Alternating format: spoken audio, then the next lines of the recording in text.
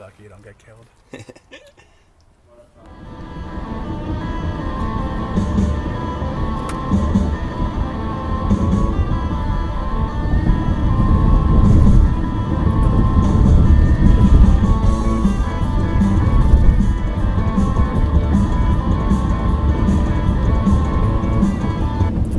How you doing? Benji here with YU Jam.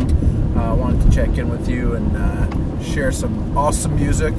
Got the opportunity this week to go see Toubab Krewe at the Blind Pig in Ann Arbor, and Erin Zindel from the Ragbirds sat in with them. Erin does a lot of sitting in when bands come to town. I've seen her with a bunch of people around here, so she's always fun to see. Toubab is touring right now, promoting their new album that just came out. This is the new album. It's absolutely fantastic and a lot of fun to listen to. This is very different than the stuff that they've put out before. It still has that really unique Toubab Krewe sound, with the drums and the percussion and all the interesting strings. It has that sound also, but they're also playing a lot of other instruments. There's electric guitar, there's 12-string acoustic guitar, there's piano.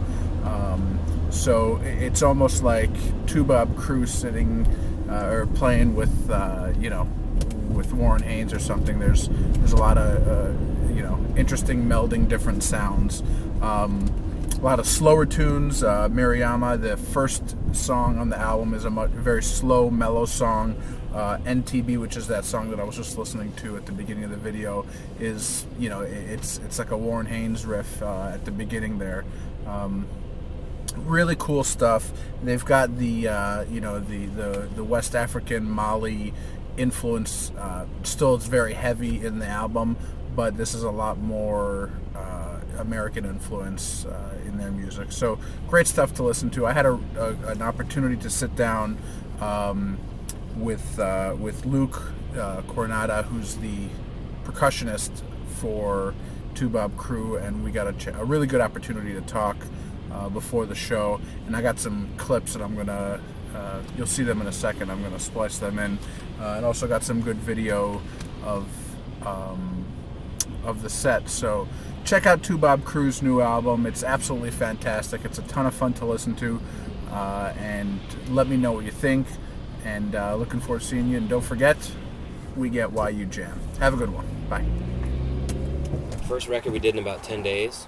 In the studio, but I think because the band was so new and a lot of the tunes were so fresh, we were able to capture a lot of that kind of initial seeds of the inspiration, like on the album cuts. And then touring, 150 to 200 dates a year for like the next 4 to 5 years, we took a few, shots at doing a second record, and we went in for maybe 5 days, or one time we went into this theater in Nashville for like 3 days. Mm-hmm. And it was just different because we were actually trying to get takes of songs that were completely arranged that we've been playing on the road for 6 months to a year and a half at that time. Right.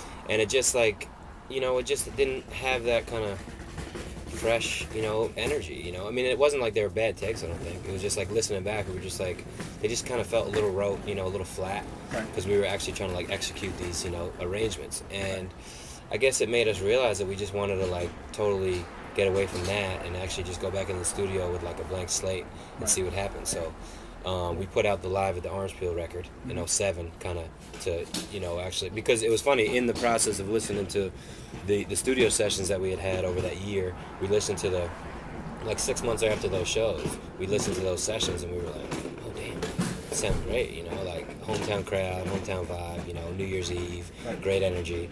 Those arrangements were really kind of arrangements that had developed live over the last year and a half or 2 years. So we were like, this is what we want to get across. This is the new batch of songs. This is the energy that we've been rolling with for the last few years. So let's put this out. So we ended up putting that out and really felt good about it. And then finally carved out that 6 weeks in August and September of last year to just get in the studio, man. So we went into a place called Echo Mountain in Nashville. Cool. And not only did we just totally go from scratch and write really there in the studio, but it was our first chance to really experiment with sound, not just music.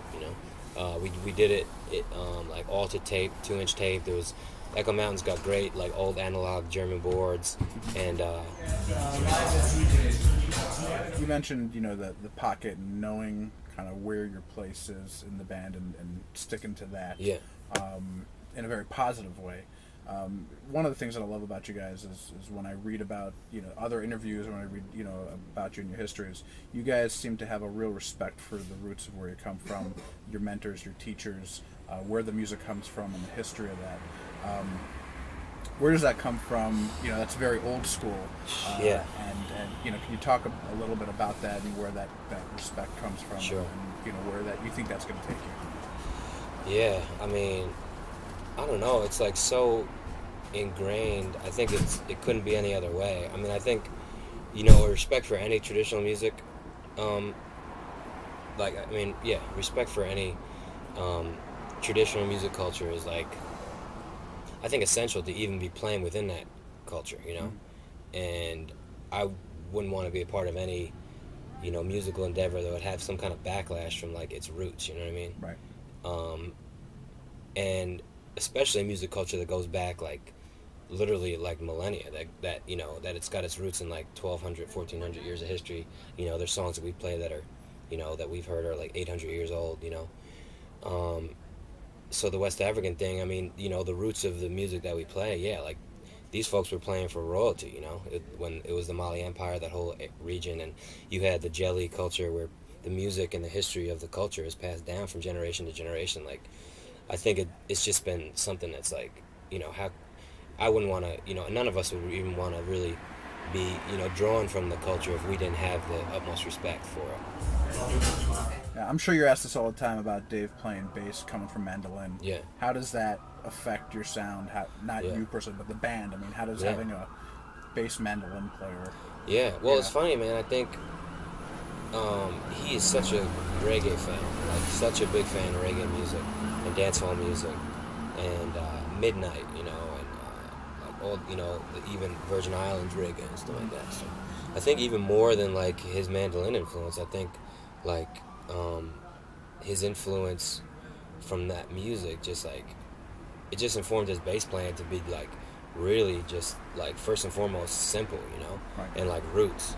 And I think that really was initially, especially like for the band, was great because it just, and Teal too, man, he's like, I know that he really his kind of core beliefs is really like pocket, and Dave's pocket, and like what I do is totally pocket. A lot of times I'm holding an accompaniment for the entire song really without much variation at all, whether it's scraper, and that's just inherent to the style that I really have come from, the West African djembe music, Right.